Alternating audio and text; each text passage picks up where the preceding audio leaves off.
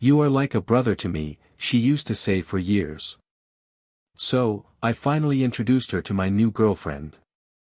Now, she is the one begging for even a crumb of my attention, and I just call her sis. Hey viewers, before we move on to the video, please make sure to subscribe to the channel and hit the like button if you want to see more stories like this one. Thanks.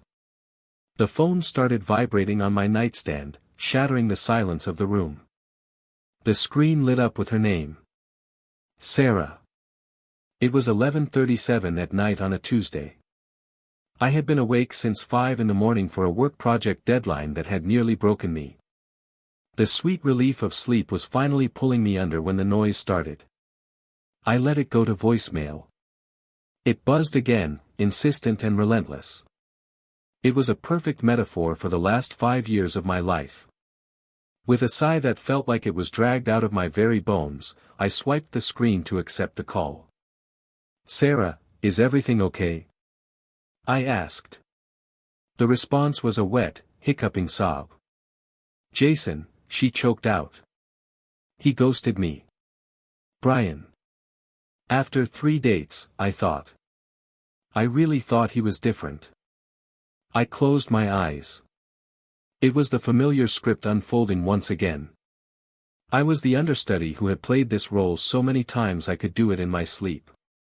Hey, slow down, I said. Just breathe. Tell me what happened. The story tumbled out of her. A cryptic text message, an unread message, a dating profile that had suddenly vanished from the application. It was the exact same tale I had heard with Michael, with David, and with that guy from the yoga studio. Only the names ever changed. I am such an idiot, she wailed. You are not an idiot. He is a coward, I recited, my voice running on autopilot. I pushed myself up from the bed, my body screaming in protest. Do you want me to come over? Would that help? Would you? Her voice sounded small and pathetic. I have a pint of that marshmallow ice cream.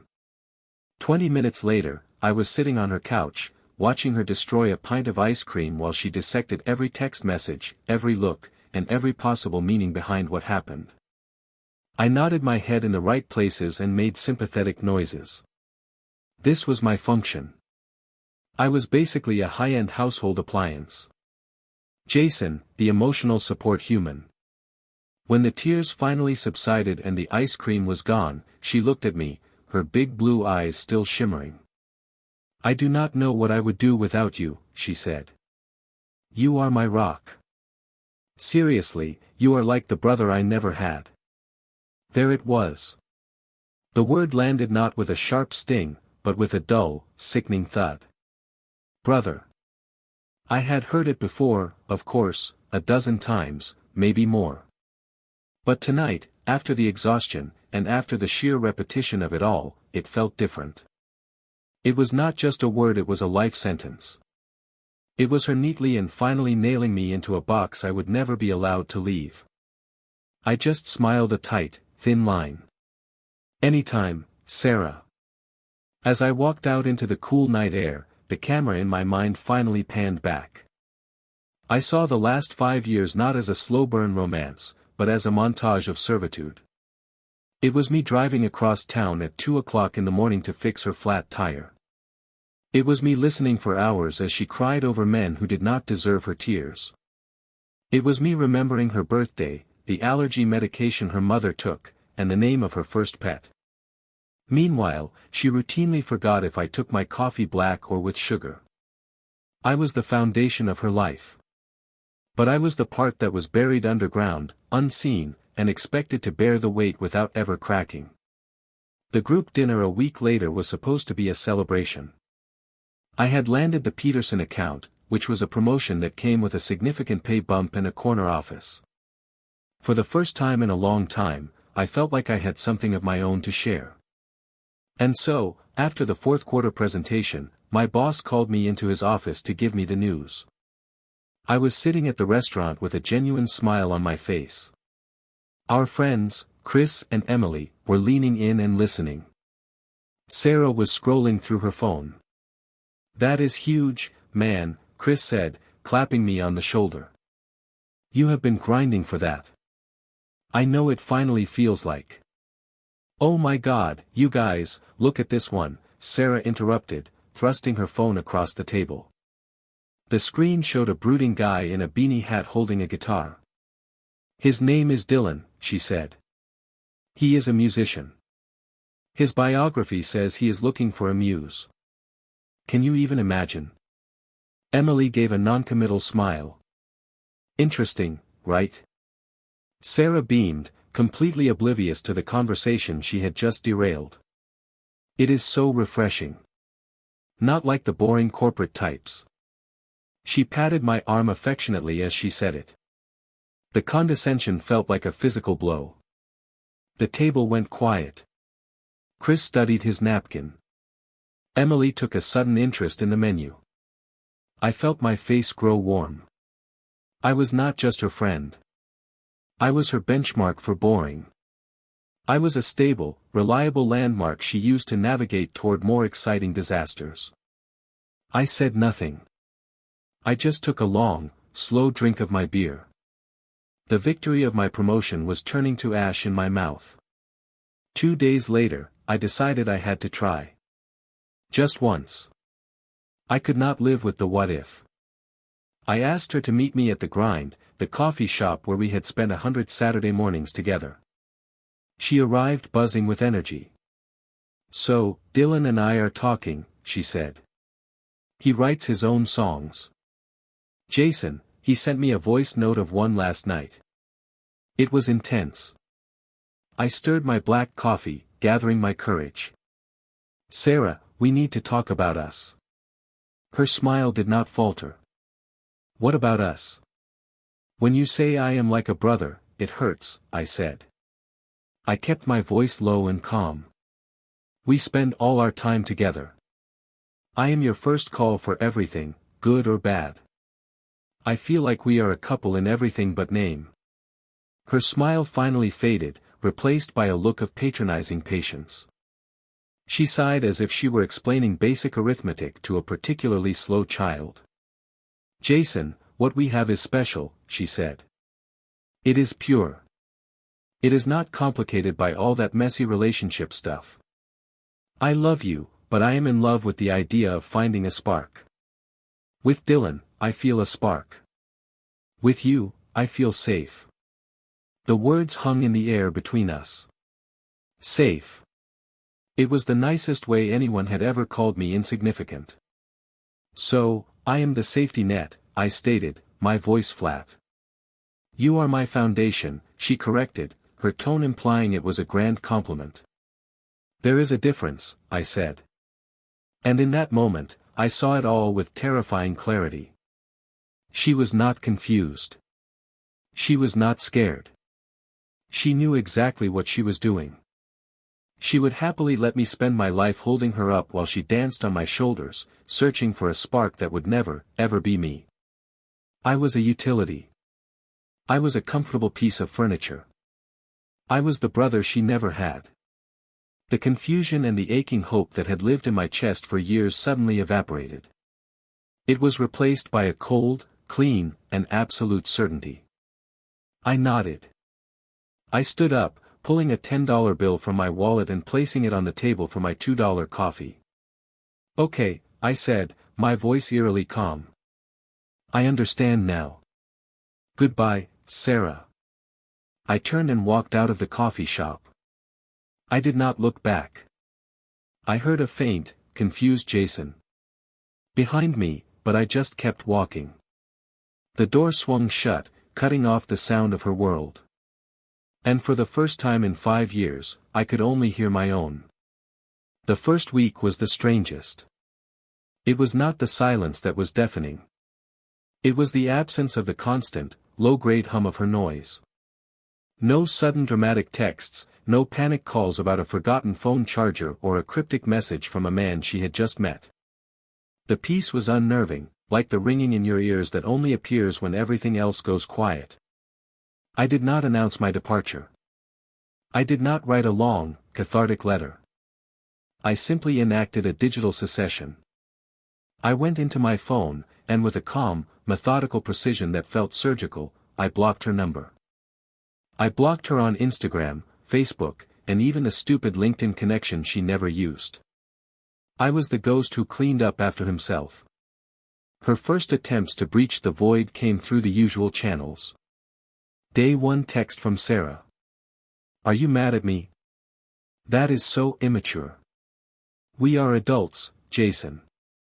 Talk to me. I read the notification on my watch before it vanished into the ether. A faint buzz on my wrist. I felt nothing. No anger, no hurt, not even satisfaction. It was like hearing a weather alert for a storm in a country I had left forever. Day 3 text from Sarah. Okay, fine. Be that way. Dylan and I are going to that new synthwave concert tonight. You would hate it. It is too cool for your classic rock tastes. This one almost made me smile. She was trying to punish me with the fear of missing out, not realizing she was describing my personal version of hell. I was in my sweatpants, eating pizza, and watching a documentary about deep-sea fishing. I was, for the first time in recent memory, perfectly content. With the mental real estate she had occupied suddenly vacant, I found myself with an abundance of time and energy. I poured it into the new promotion, not as an escape, but as a focus. I started going to the gym, not to vent frustration, but to build something for myself. The strain of the iron was honest. It yielded results proportional to the effort I put in. It was nothing like the black hole of need that was Sarah. I reconnected with Chris and Emily, not as Sarah's friend Jason, but as myself. We went to a baseball game, and I realized I did not have to constantly check my phone for her updates. I was present in the moment. Week 2 text from Sarah. Jason, this is ridiculous. I need to talk to you. Dylan is being weird. He borrowed $200 for new guitar strings, and now he is in the zone and will not answer my text messages. Sound familiar? Ah, there it was. The first crack in the dam. The sound familiar line was a masterstroke. It was an attempt to create a shared grievance to pull me back into the familiar role of co-victim. It was the siren call of the drama I had sailed away from. I deleted the notification and went back to my workout. The gossip, when it finally came, was delivered not by her, but by Emily over beers about a month later. So, you heard about the musician? She asked, sounding hesitant. I have heard nothing, I said, and it was the truth. And I prefer it that way. She filled me in anyway. Dylan had predictably been a vortex of consumption. The $200 was just the start. He had never paid for a single meal, he drank all of her good wine, and then she had found him in the direct messages of one of her own followers. The spark had, as sparks tend to do, burned out quickly and left a mess behind. She is a mess, Jason, Emily said, watching me carefully for a reaction. Really crying about it. She says she has lost her best friend and her boyfriend at the same time. I took a slow sip of my beer. She lost her best friend the moment she decided he was just her brother. The words were calm, a simple statement of cause and effect. I felt a distant pang of something. It was not sympathy for her pain, but a profound pity for the person I used to be, the guy who would have been devastated by that news.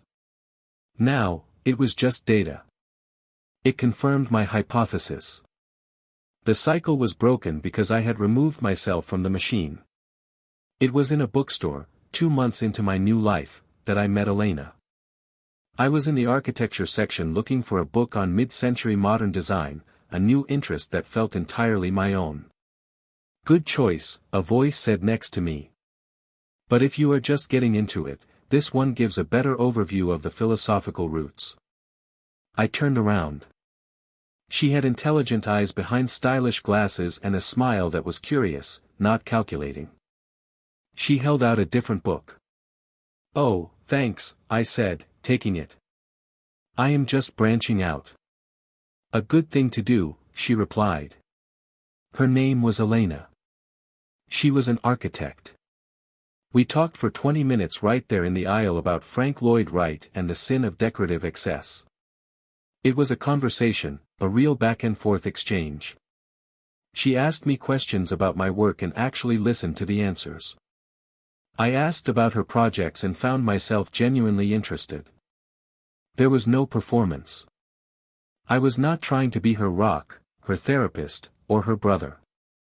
I was just a guy talking to a woman in a bookstore.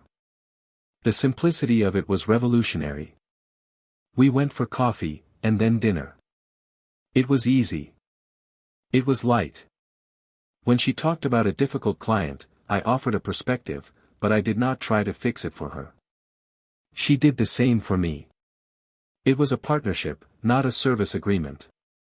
One evening, as we were cooking together at my place, my clean, peaceful place that no longer had a dedicated drawer for Sarah's things, my phone buzzed on the counter.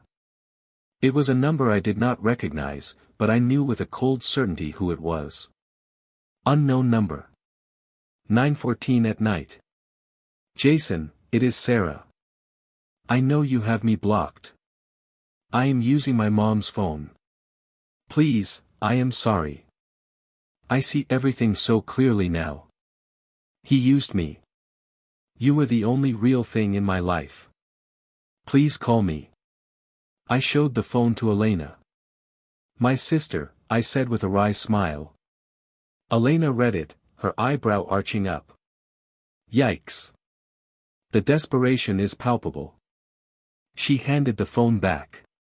You going to call her? No, I said, and the word felt clean and absolute. I blocked that number, too.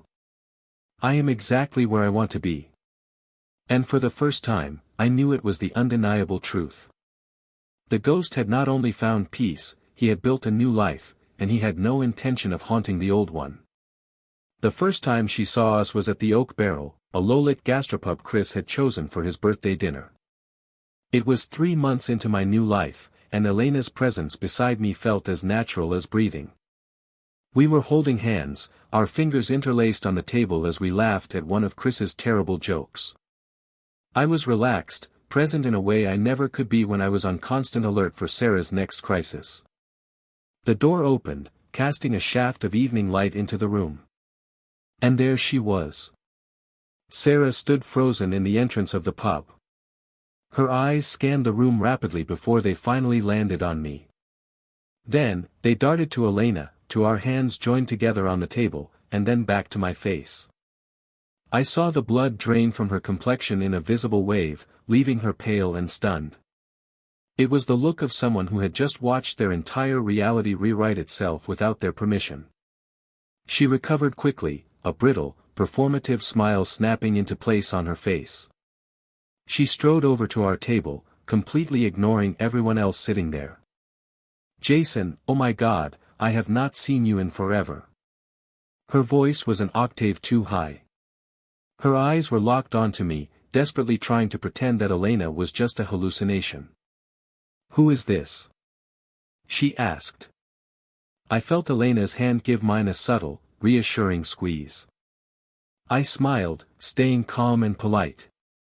Sarah, this is my girlfriend, Elena, I said. Elena, this is Sarah, an old friend. The word girlfriend hit her like a physical blow. She actually flinched. Girlfriend?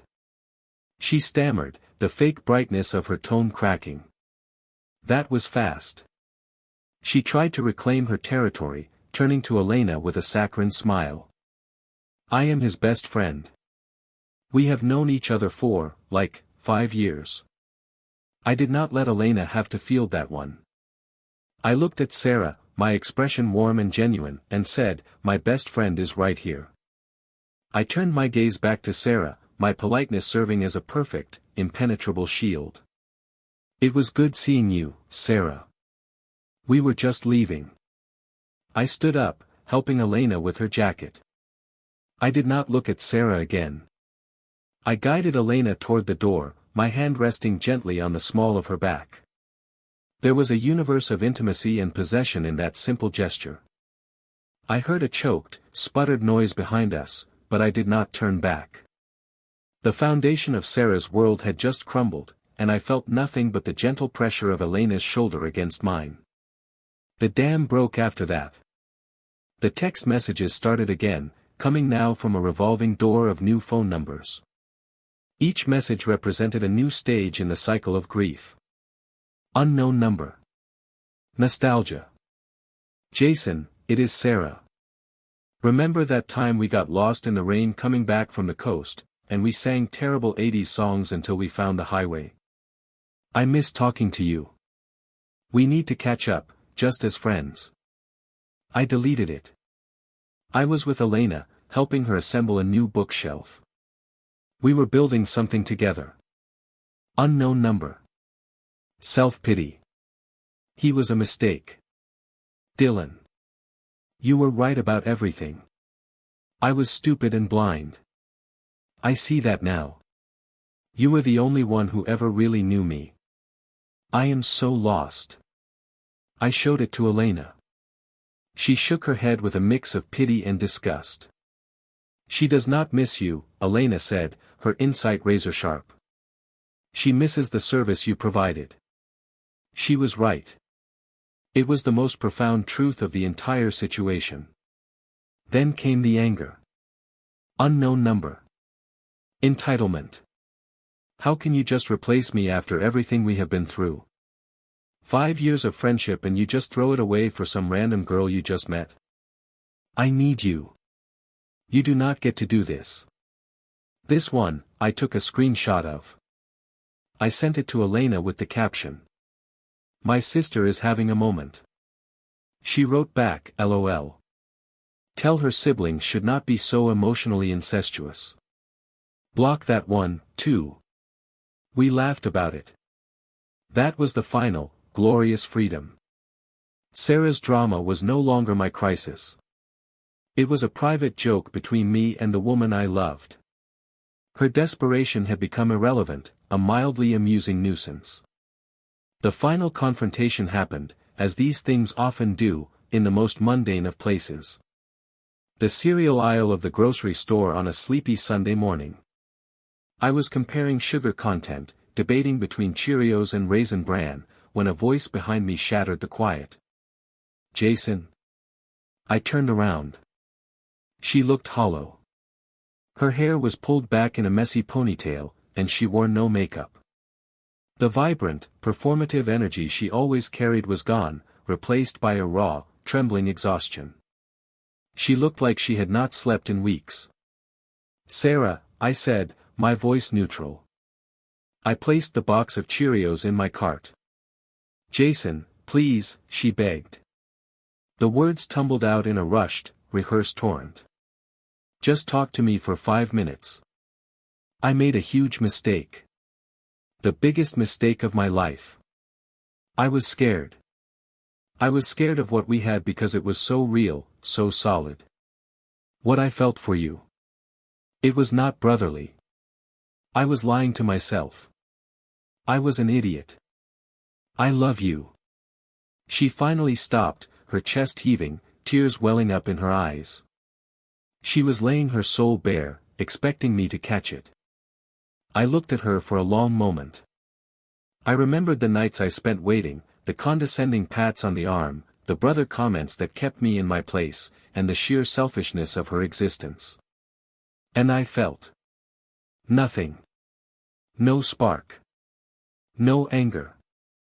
Just a mild inconvenience that she was blocking the oatmeal. I am sorry, Sarah, I said gently. But you were right all along. She looked up, hope flaring in her eyes. Right?